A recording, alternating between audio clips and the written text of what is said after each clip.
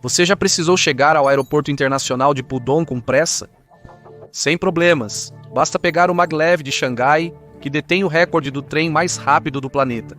Ele pode atingir uma velocidade máxima de 311 milhas por hora ou 500 quilômetros por hora. Quer viajar em alta velocidade pelo belo campo alemão a bordo de um DBICE-3? Cruze a 217 milhas por hora ou 349 quilômetros por hora em seus trilhos? Vá em frente! E se você quiser fazer uma viagem rápida de Nova York a Chicago em um trem-bala? Espera, você não pode. Países ao redor do mundo estão muito à frente dos Estados Unidos da América em tecnologia de trens de alta velocidade. Como a nação mais rica do planeta pode ter um sistema de trens tão inferior? Vamos descobrir. Para ser considerado um trem de alta velocidade, um trem deve viajar mais rápido que 125 milhas por hora, ou pouco mais de 200 km por hora. Essa velocidade não precisa ser constante durante toda a viagem, mas deve ser atingida na maior parte do percurso. Os trens de alta velocidade não são um conceito futurista, eles são uma tecnologia comprovada. O Shinkansen do Japão, o primeiro sistema de trem de alta velocidade do mundo, começou a operar em 1964. Enquanto o Japão revolucionou as viagens há mais de 50 anos, os Estados Unidos da América ainda lutam para acompanhar. Além disso, uma rede de trens de alta velocidade permite aos passageiros fácil acesso a quase todas as principais cidades da Europa, enquanto nos Estados Unidos da América, praticamente não existem tais conexões. Em 2009, houve esforços para ampliar a infraestrutura de trens de alta velocidade do país. No entanto, o plano estava cheio de problemas desde o início. Havia lacunas nos trilhos, tornando incerto como algumas cidades seriam conectadas. Para agravar, o plano definia limites de velocidade inconsistentes.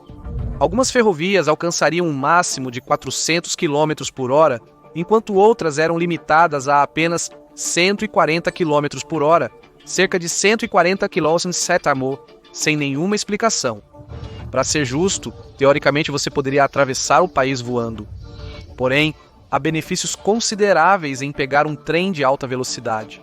A maioria dos voos entre duas cidades ser mais barata do que viagens de trem é, em parte, uma ilusão. Os Estados Unidos da América subsidiam muito o petróleo e o gás, então o preço que você paga por uma passagem aérea não é o que deveria ser. Se as companhias aéreas pagassem o preço real pelo combustível, ninguém conseguiria pagar uma passagem de avião devido ao alto custo. E como os Estados Unidos pararam de investir seriamente em suas ferrovias há muito tempo, pegar o trem se tornou mais caro devido à falta de demanda e serviço limitado.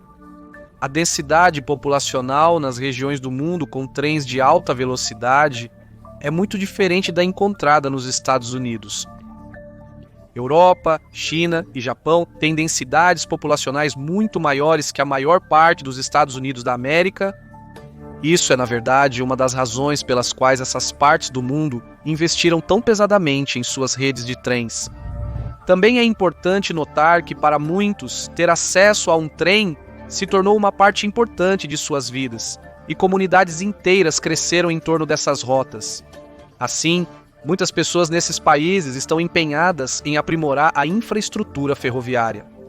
Após a expansão dos trilhos convencionais pela paisagem, o próximo passo foi aumentar a velocidade da viagem. Isso levou os trilhos de alta velocidade a se tornarem o próximo passo na evolução do trânsito. Os Estados Unidos nunca abraçaram as viagens de trem da mesma maneira. Mesmo o Nordeste dos Estados Unidos, que tem a maior quantidade de trens de passageiros e de trânsito no país, construiu apenas um trem de alta velocidade, de Boston a Washington, Distrito de Colômbia. Porém, essa rota pode ser dispendiosa e ainda tem trechos consideráveis onde não é possível atingir velocidades muito altas. Os principais obstáculos para construir uma rede de trens de alta velocidade nos Estados Unidos da América são os custos e a logística. Construir um sistema funcional de trens de alta velocidade requer um extenso trabalho de base, não apenas a compra de novos trens. Para começar, os Estados Unidos da América não podem simplesmente comprar trens de alta velocidade e colocá-los nos trilhos existentes ou na falta destes. A atual infraestrutura ferroviária, com trilhos e sinais desatualizados, necessita de uma revisão completa para atender às demandas de viagens de alta velocidade. Além disso, certas rotas não são viáveis para viagens de alta velocidade, pois a paisagem e a curvatura da via não permitiriam que o trem ultrapassasse 125 milhas por hora, anulando o propósito de usar trens de alta velocidade. Para corrigir os problemas já existentes com o sistema ferroviário dos Estados Unidos da América e construir novas vias para suportar trens de alta velocidade, o governo deve comprar recursos, terras e pagar aos trabalhadores um salário justo. A parte triste é que os Estados Unidos investem menos em sua própria infraestrutura do que quase qualquer outro país desenvolvido no mundo. Mais de 13% do orçamento anual vai para o militar, com mais de 47% dos fundos discricionários sendo alocados às Forças Armadas a cada ano. Se os Estados Unidos da América investissem em infraestrutura o mesmo valor gasto no Exército, seria possível construir uma rede de trens de alta velocidade e aprimorar os meios de transporte existentes. Isso nos leva a um obstáculo muito maior que uma rede de trens de alta velocidade precisa superar antes que possa ser construída nos Estados Unidos. E isso é a boa e velha política. O debate em torno de trens de alta velocidade e ferrovias em geral tem acontecido há décadas nos Estados Unidos.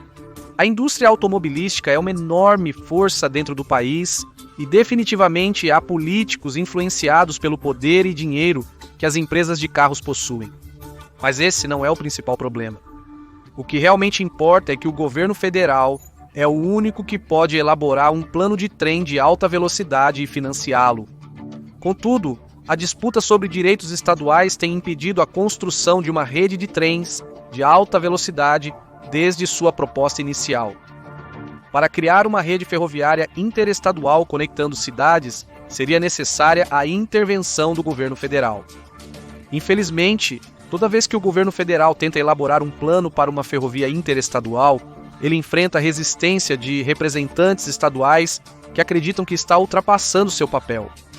Este problema é então agravado pelo fato de que, não importa qual presidência tente iniciar um projeto de trem de alta velocidade, ele nunca se concretiza devido à necessidade de realizar estudos de vários anos, que muitas vezes não são concluídos até que um novo oficial eleito esteja no cargo.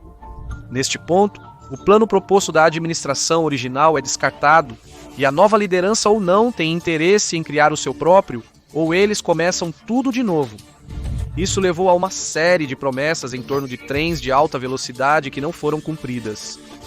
Ninguém está argumentando contra a realização de estudos de impacto e a consulta a especialistas antes de ser construído um sistema de trens de alta velocidade, mas se toda a administração começa do zero, quando são eleitos para o cargo, praticamente não há chance de os Estados Unidos começarem a conectar suas cidades por trens de alta velocidade. Este desafio é então ainda mais agravado pelo fato de que muitos estados ao longo das rotas propostas têm pouca ou nenhuma experiência na construção de ferrovias modernas. Sem a experiência necessária, a implementação de tal projeto exigiria uma supervisão significativa do governo federal, uma perspectiva que enfrenta forte resistência. Vez após vez, as administrações propõem planos ambiciosos para desenvolver a infraestrutura ferroviária da nação. No entanto, essas iniciativas falham repetidamente em se concretizar devido à falta de apoio e colaboração a longo prazo dentro do governo. O próximo obstáculo diz respeito à corrupção percebida pelos cidadãos no governo dos Estados Unidos da América. Os americanos simplesmente não confiam que o governo cumprirá suas promessas. Apesar das diferenças, uma ferrovia interestadual de alta velocidade poderia ser comparada ao sistema de rodovias interestaduais projetado na administração Eisenhower nos anos 50 e construído nas décadas subsequentes. Mas sobre isso mais tarde. Quando você olha para um mapa rodoviário dos Estados Unidos, fica claro que, muito tempo, planejamento e dinheiro foram investidos no sistema de rodovias interestaduais. Esse mesmo processo poderia ser usado para implementar uma rede de trens de alta velocidade, se as coisas fossem como eram nos anos 50. Quando o sistema de rodovias interestaduais foi proposto e aceito, mais de 70% do país confiava no governo federal e apoiava suas decisões. Essa confiança desde então caiu para cerca de 22% em 2024.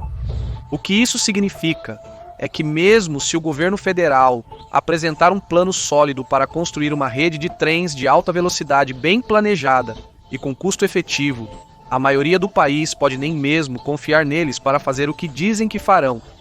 Isso implica que, sem recuperar a confiança popular, o governo não conseguirá financiamento e conclusão de projetos de longo prazo, como a construção de uma rede de trens de alta velocidade. Este impasse contínuo é incrivelmente frustrante para muitos americanos que sonham com uma rede nacional de trens de alta velocidade. Tal sistema não só proporcionaria uma alternativa mais acessível ao voo ou à condução, mas também ofereceria um modo de viagem mais verde e sustentável. Mas até que as massas pressionem pela construção de trens de alta velocidade ou os políticos no poder mudem de ideia, os Estados Unidos continuarão ficando para trás neste setor de transporte público.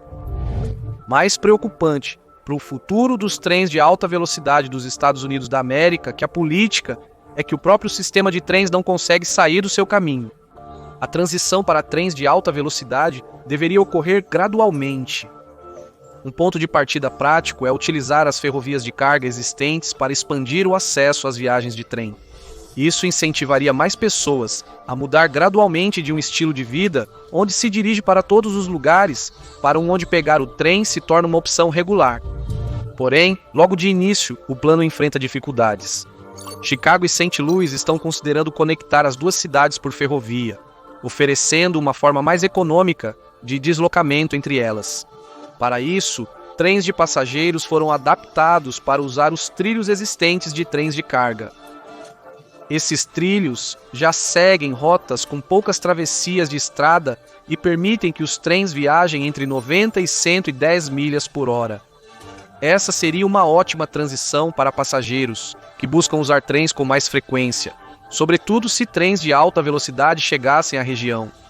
O problema é que os trens de carga ainda usam os trilhos e, como transportam grandes quantidades de materiais, não vão muito rápido. Os trens de passageiros costumam ficar presos atrás dos de carga, causando longos atrasos e tornando a viagem desagradável para a maioria dos passageiros. Para piorar a situação, as empresas de carga operam os trilhos, então, mesmo que por lei elas devam priorizar os trens de passageiros, isso raramente acontece na prática. Isso significa que os trens de passageiros, que deveriam ter uma média de 144 km por hora, estão com uma média de apenas 53 km por hora devido aos atrasos. Portanto, pegar o trem é ainda mais lento do que dirigir, o que não é uma situação ideal para quem está tentando chegar a algum lugar rapidamente. Se os trens de passageiros tivessem prioridade e pudessem ter uma média de 70 milhas por hora, essa alternativa seria mais rápida e barata do que dirigir. Mas como se dá tão pouca importância à infraestrutura ferroviária, essa ainda não é uma opção viável. Mas o maior obstáculo para os trens de alta velocidade é literalmente um bloqueio de estrada. Não há como negar que a maioria das pessoas que vivem nos Estados Unidos adora seus carros.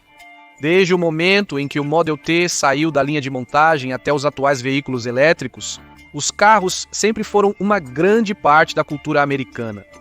A maioria das pessoas depende de carros para ir ao trabalho, visitar amigos e até fazer a grande viagem de carro americana. O sistema de rodovias interestaduais dos Estados Unidos é o melhor exemplo de quanto o país favorece os carros. Na década de 50, o governo poderia ter criado um sistema de ferrovias interestaduais, mas isso não estava nos planos devido ao fato de que os fabricantes de carros perceberam quanto dinheiro poderiam ganhar criando uma sociedade dependente de carros. Isso levou a um intenso lobby que eventualmente resultou no governo dos Estados Unidos da América investindo dinheiro na construção de estradas e rodovias em vez de ferrovias. Os moradores dos subúrbios com suas famílias tinham pouco interesse em pegar um trem lotado para o trabalho quando podiam simplesmente dirigir seu novo e reluzente Chevy até o escritório. A disponibilidade de carros levou a mais expansão e mais pessoas se mudando para os subúrbios. É um ciclo vicioso. As pessoas querem morar nos subúrbios, então precisam de um carro. As pessoas têm um carro, o que permite mudarem-se para os subúrbios. Se os Estados Unidos da América evoluíssem de forma que a maioria das pessoas não pudesse pagar acessar ou nem precisasse de carros, provavelmente mais ferrovias teriam sido construídas para permitir a locomoção entre lugares. Isso teria resultado em uma rede ferroviária que poderia eventualmente ter sido atualizada para trens de alta velocidade, semelhante ao que muitos países na Europa têm feito nos últimos anos. No entanto, não foi assim que a história dos Estados Unidos da América se desenrolou, e a obsessão por possuir um carro ou morar nos subúrbios só cresceu, o que é exatamente por isso que o número de estradas e rodovias também aumentou. Em retrospectiva, essa pode não ter sido a melhor decisão para o país, pois agora enfrentamos uma crise climática como resultado da queima de combustíveis fósseis, parte da qual é feita em motores de carros. A pegada de carbono média nos Estados Unidos da América é muito maior do que em regiões do mundo onde trens de alta velocidade e tradicionais são amplamente usados, exceto na China. Não se deixe enganar. Mas o governo também é parcialmente culpado. Pode ser impopular, mas há um caminho para os Estados Unidos da América para fazer a transição de uma cultura centrada em carros para uma mais amigável aos trens. Se os Estados Unidos reorganizassem o dinheiro gasto em infraestrutura e direcionassem mais fundos para melhorar o transporte público, seria um passo na direção certa. Em vez de financiar grandes projetos de rodovias, os Estados Unidos da América, esse dinheiro poderia ser usado para construir mais ciclovias, rotas de ônibus e novas estações de trem de alta velocidade. Além disso, o planejamento urbano precisará mudar para tornar os subúrbios dos Estados Unidos da América mais caminháveis. Assim, os residentes terão acesso ao transporte público e às coisas de que precisam sem ter que entrar em seus carros para chegar lá. Em muitos países existem altos impostos sobre a posse de um carro. Por exemplo, em Singapura, qualquer pessoa que compre um carro deve pagar um imposto de registro além do preço de compra. Isso reduz a demanda por carros e leva mais pessoas a defenderem métodos alternativos de transporte, como trens de alta velocidade. E Singapura não é o único país a tributar pesadamente os carros. Muitos países na Europa impõem altos impostos sobre a posse de um veículo, e praticamente nenhum outro país subsidia automóveis ou gasolina, no mesmo nível que os Estados Unidos da América fazem. Se os Estados Unidos decidissem aumentar os impostos para a posse de um carro, esse influxo de dinheiro poderia ser usado para construir um sistema de trem de alta velocidade acessível para transportar seus cidadãos pelo país. Com a maior acessibilidade dos sistemas ferroviários, as pessoas deixariam de comprar carros e usariam mais o transporte público. Mas os americanos passaram a amar seus carros e a liberdade que eles oferecem. Portanto, a única opção do governo é tornar os trens de alta velocidade mais atraentes do que viajar de carro. Para que isso aconteça, o custo para os passageiros deve ser baixo e o tempo de viagem deve ser menor do que dirigir. Enquanto a mentalidade da maioria dos americanos não mudar, os carros permanecerão supremos. E o governo não terá nenhum incentivo para mudar a atual infraestrutura do país. Em algum momento, no entanto, eles podem não ter uma escolha. Com o crescimento dos centros urbanos e a maior consciência ambiental, as pessoas podem buscar métodos de viagem mais sustentáveis. No futuro, isso pode levar a um crescimento nas ferrovias de alta velocidade. Os dados indicam que há esperança para os Estados Unidos em relação a trens de alta velocidade. Pesquisas recentes mostram que os eleitores americanos apoiam enormemente o investimento e a construção de ferrovias de alta velocidade. De fato, 60% dos americanos apoiariam financiamento extra para implementar esses projetos. Projetos de ferrovias de alta velocidade também têm o apoio de especialistas. Muitos engenheiros concordam que a construção de uma rede funcional de ferrovias de alta velocidade em todos os Estados Unidos da América é totalmente viável. Contudo, atingir essa meta demandará investimento governamental substancial, cooperação entre empresas nacionais e internacionais, cidades e uma ampla reformulação do atual sistema ferroviário.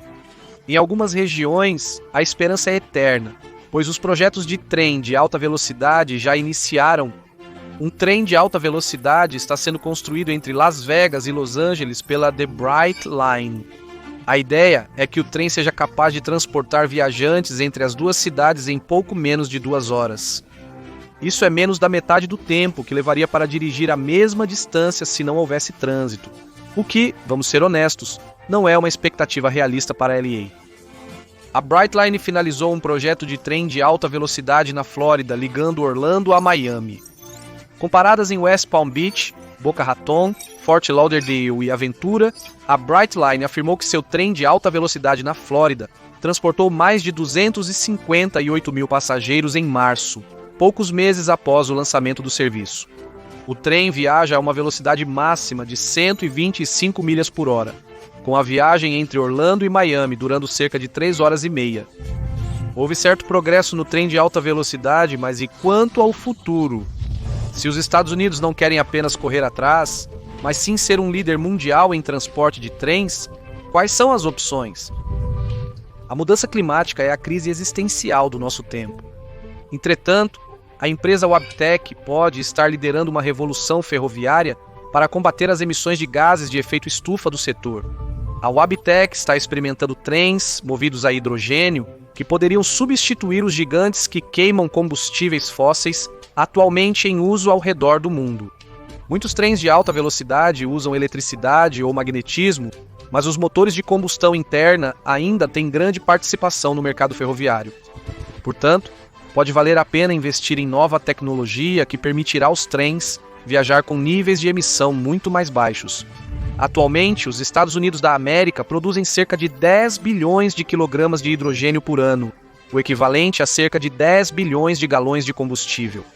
Estudos sugerem que para alimentar os trens que já viajam pelo país, seriam necessários apenas 3 bilhões e 100 milhões de galões de combustível de hidrogênio. Assim, a próxima tecnologia ferroviária futurista seria ainda mais ecológica. Os trens de alta velocidade poderiam ser movidos a energia solar em vez de combustíveis.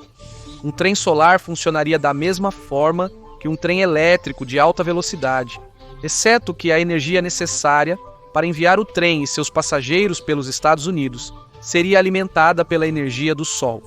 Na verdade, o primeiro trem movido a energia solar fez sua estreia em Byron Bay, Austrália, em 2017, e ainda está em operação. Os Estados Unidos da América precisariam investir muito tempo e dinheiro no aprimoramento de painéis solares se planejassem alimentar um trem de alta velocidade com a tecnologia. Mas em lugares como o deserto de Las Vegas, há ampla radiação solar para capturar. Teoricamente, painéis solares poderiam ser instalados no topo dos vagões do trem e complementados por fazendas solares ao longo da rota ferroviária. O futuro da tecnologia ferroviária nos Estados Unidos da América provavelmente envolverá uma combinação de fatores para alcançar trens de alta velocidade. Os trens podem usar energia solar, renovável e hidrogênio para atingir velocidades acima de 321 km e 868 metros por hora. Mas e quanto a reinventar a própria ideia de um trem? Uma empresa chamada Priestman Good imaginou um mundo com trens que podem atuar como plataformas móveis. Este conceito está apenas em sua infância, e a ideia é que trens individuais mais lentos viajariam pela cidade pegando passageiros e então acoplariam a um trem de alta velocidade que os levaria até seu destino final. Mas no futuro, talvez trens de alta velocidade permitam atravessar os Estados Unidos da América de costa a costa, com vagões se desacoplando em diferentes pontos. Talvez uma rota de alta velocidade de Nova York para Los Angeles tenha locais de separação à medida que o trem se aproxima de Chicago, Denver ou Las Vegas. O melhor é que as pessoas indo para Los Angeles nunca precisariam reduzir a velocidade. Finalmente, há o Hyperloop, que tecnicamente não é um trem de alta velocidade, mas uma extensão do que poderiam ser as ferrovias de alta velocidade. Em um nível básico, um Hyperloop é como um único vagão de trem dentro de um tubo com quase nenhum ar, um quase vácuo. O tubo tem duas funções.